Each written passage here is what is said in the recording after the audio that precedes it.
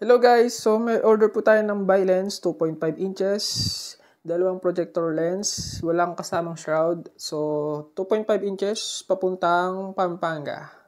So ByLens 2.5 inches, 45 watts low beam, 55 watts yung high beam. Alright, so yun. Meron siyang kasamang built-in pan. And natatanggal yung kanyang socket dito guys Tatanggal po yan yung socket dyan. 6 na screw, yung tatanggalin nyo pag ikakabit nyo sa inyong mga ByLens setup.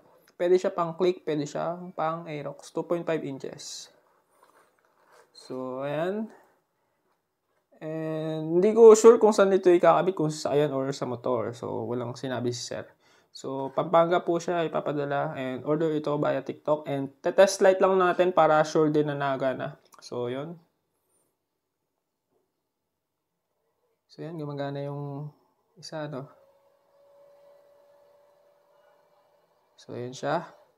Test din natin yung isa. So, working naman. Testing natin yung high beam niya. Low high beam. So, ayan guys, working yung ating tawag dito. Yung high beam niya, no?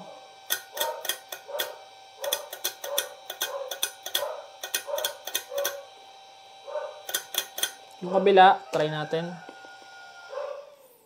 So, minsan may times na mapapansin nyo umuusok. Pag medyo dikit yung kanyang lens sa karton, uusok talaga guys. Kaya may one time din nagtaka ako, ba't umuusok? Yung pala, para siyang magnifying glass, so sobrang liwanag.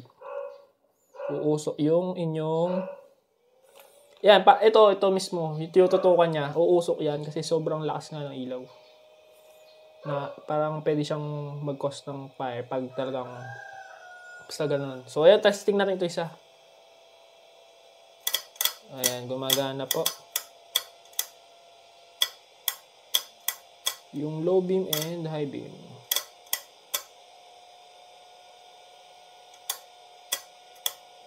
Yun. So, yun guys, maraming salamat.